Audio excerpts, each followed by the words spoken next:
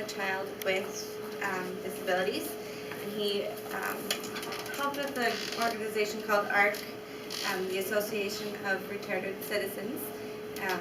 They now just refer to it as the ARC.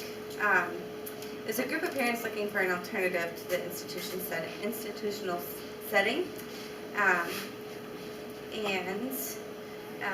So he had a child with disabilities,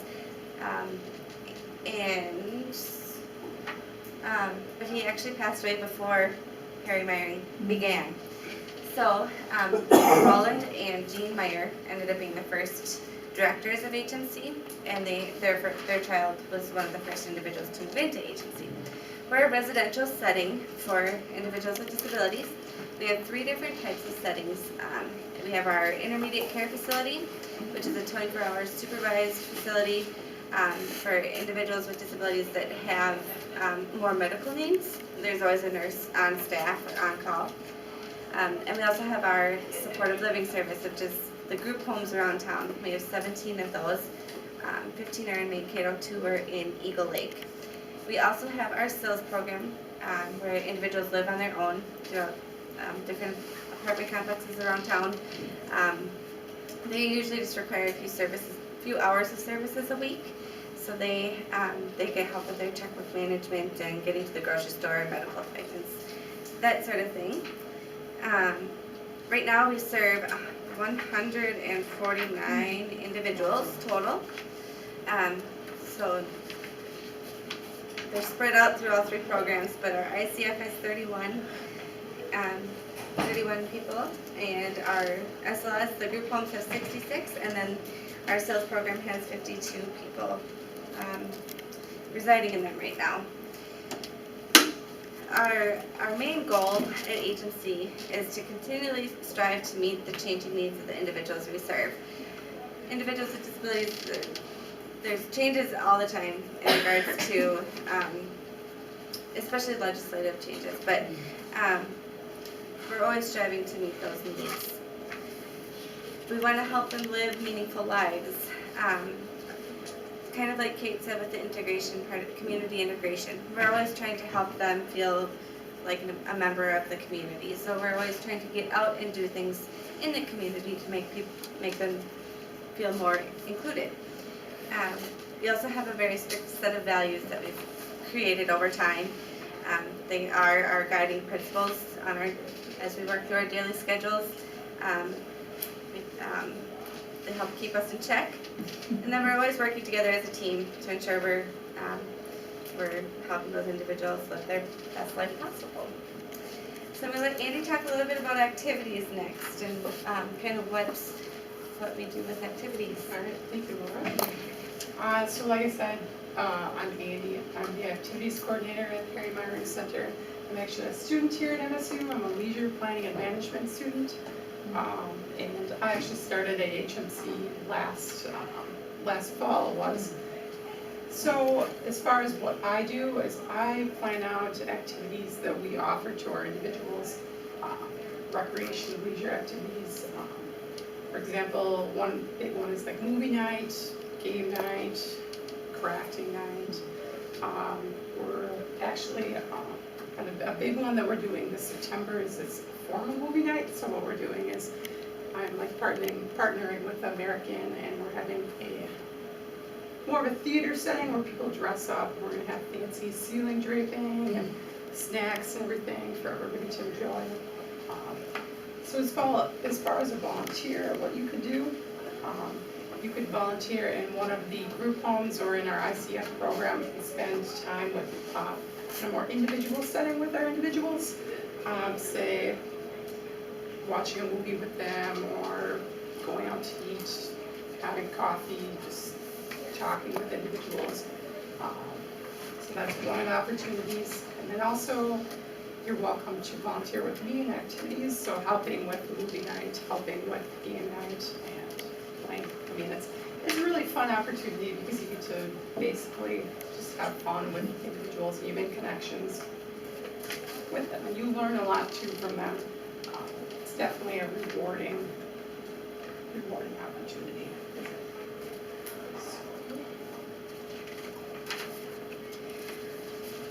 With volunteering, it's more than just like resume building though. You build those relationships with the individuals, you build relationships with the rest of the staff. It's a great, you get to learn how to work as a team to help people. As Dr. Sandell said, one of the fun things is that it could be a potential employer as well. I am actually living proof of that. I started as a volunteer with agency last fall, and then our previous activities coordinator went on maternity leave, so I applied for that intern position, got that position, and then as that was coming to an end, another opportunity opened up, and I've worked my way up now to office manager within a year of being there. But so it is a really neat way of you get to You learn a lot. Yeah. You learn a lot about yourself, and you definitely, your comfort zone will expand because you're working with people that you may not have a chance to interact with a normal setting. And you don't really take things for granted when you work with these kind of people.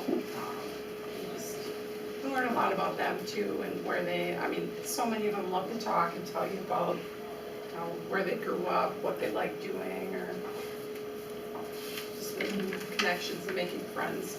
And they love volunteers too, because they do love our staff, but they do like new faces and they do like talking to kids.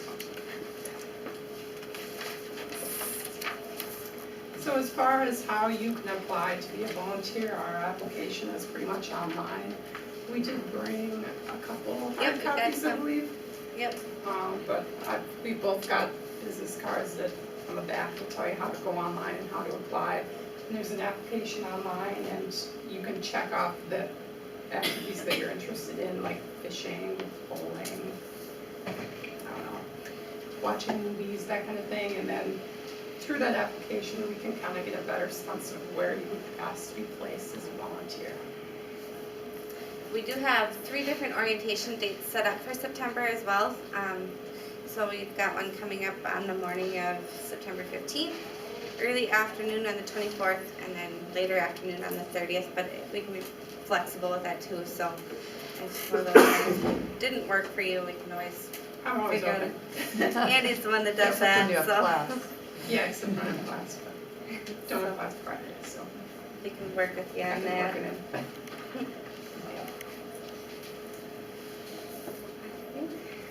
But that's about it from us right now. Do you have any other questions too, as far as, yeah, sure. And how does background check work for you guys? We don't require background checks for Okay. volunteers. Okay, Yep. so we'll still do it because MSU requires it, but they could start with you anytime. Yes, And as you'll soon as supervise them. orientation. Yep.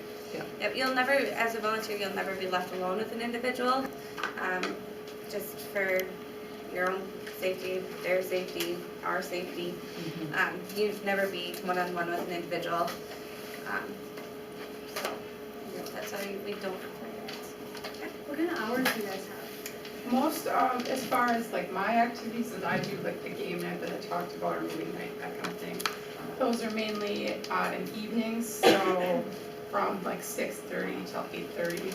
They're usually 2-3 hours intervals, like 2-3 times a week. You don't have to come to every single activity. I mean, I put out a calendar, and what I normally do is I give you like my activities calendar, and you say, oh, I can make this activity, this activity, this activity. So it just kind of caters to what works for you. What about for the group home? For the group home, Those that- hours can be flexible Yeah. because there are, many of the individuals actually do, they are employed, but we do have some that are retired as well, so they're always looking for things to do during the day. So if you were interested in doing that sort of thing, those hours would be much more flexible. You can kind of work with a supervisor on that to figure out a time that would work. Yep.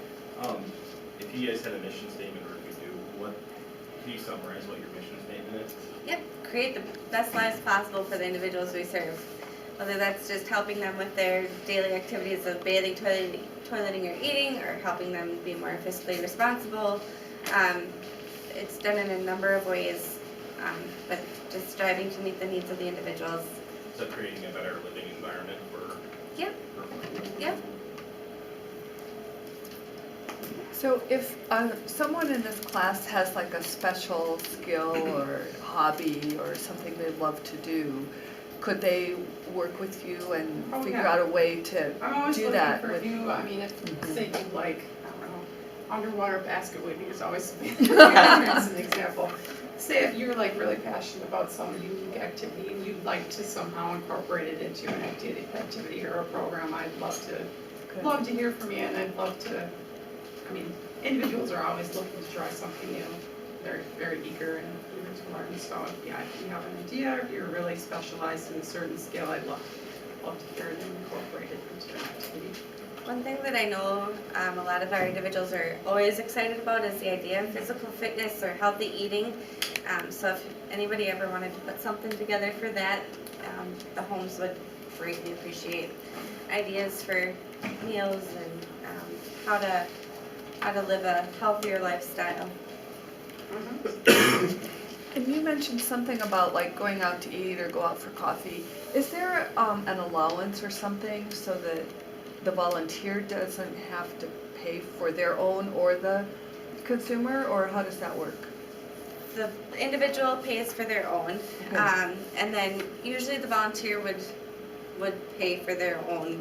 If they went out to Okay. eat or something, they'd pay their own way. Okay. There are some instances where we've had activities that Yeah. where volunteers would be paid for, Okay. like plays at MSU. I think sometimes the Yeah, volunteers some of are- like the activities that I have, say we'll have pizza that night and the individuals bring like $2 to cover the cost of pizza. Obviously the volunteer, I'm not gonna make you bring $2 to cover the cost of pizza. And then what about transportation? Most of the events, you would have to provide your own transportation, but they're all in a fairly central area. I mean, Okay. farthest activity that I have maybe is at a park 5-10 minutes away, but if you were going to be volunteering at one of the group homes, they're all in central Mankato area, so it's really not that, I mean, you could probably even walk to some of them. Most of them are within walking distance Yeah. of campus. But there's always bus lines that would run close by too. Which is Many part of of the the deal individuals- about where they live, right? Yeah, They many have of to the be- individuals yeah. utilize those bus lines. Yeah. So. Any other questions? Okay, thank you.